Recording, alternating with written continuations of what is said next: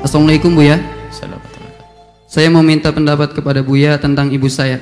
Kebetulan ibu saya 6 tahun ini mengalami stroke yang mengakibatkan tidak bisa beraktivitas sama sekali, hanya terbaring saja. Tapi semenjak stroke itu emosinya kadang tidak stabil. Terkadang kami, khususnya saya sebagai anak dan bapak saya, terkadang kewalahan juga menghadapi ucapan dan sikap ibu saya selama kami beraktivitas. Ibadah juga agak terhalang, malah bapak saya memutuskan tidak berjualan lagi karena menjaga ibu dengan baiknya. Dan saya yang coba bekerja, ikhtiar demi kehidupan sehari-hari. Tapi kadang saya kalau mau keluar ikhtiar atau ibadah ke masjid tuh dipesankan jangan terlalu lama.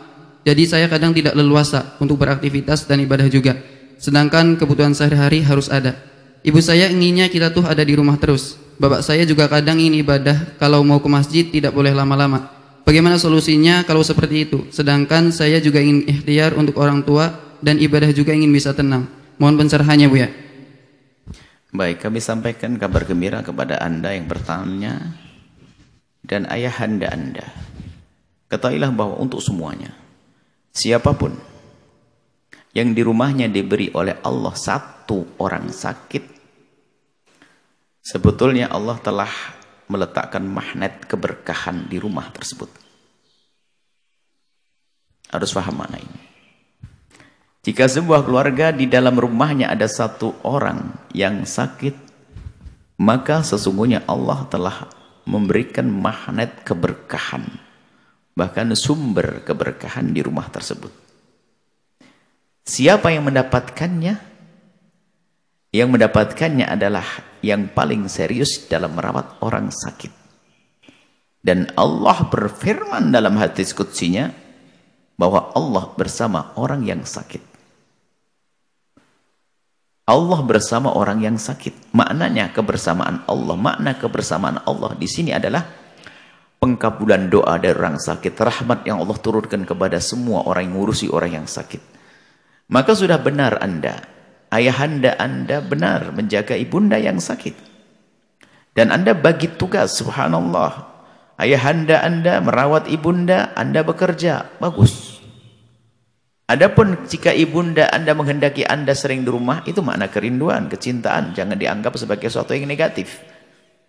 Tinggal bagaimana caranya saja untuk pandai-pandai mencari waktu untuk bisa bekerja, cari uang. Adapun beribadah ke masjid dan sebagainya, Anda tidak usah pergi ke masjid jika ternyata Anda dibutuhkan oleh ibunda agar di rumah. Anda bisa menemani sholat. Bahkan jangankan kok sholat fardu biasa, sholat Jumat pun jika ternyata di rumah kita ada orang sakit yang perlu ditemani oleh kita, sementara yang lainnya juga nggak ada dan dipilih kita, atau ada yang lainnya tapi dekat dengan kita, maka tidak wajib Jumatan kok. Indah dengan Allah itu mudah. Anda bisa sholat di rumah Anda.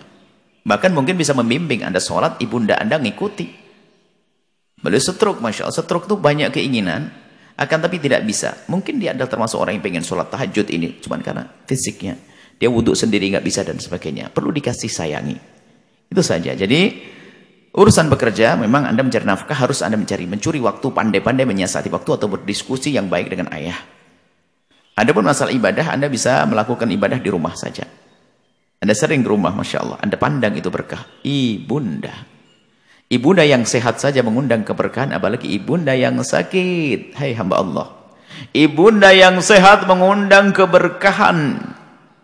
Ibunda yang sehat adalah surga, yang pintu surga yang amat luas.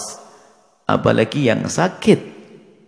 Apalagi yang sakit. Berlomba-lombalah wahai anak di saat merawat ibunda. Dan awas, kami ingatkan lagi, awas, terlintas di hatimu karena capek mengurusi ibundamu lalu berkata di dalam hati, kapan ibunda wafat? Hati-hati, tersembunyi di hati kedurhakaan yang dalam itu.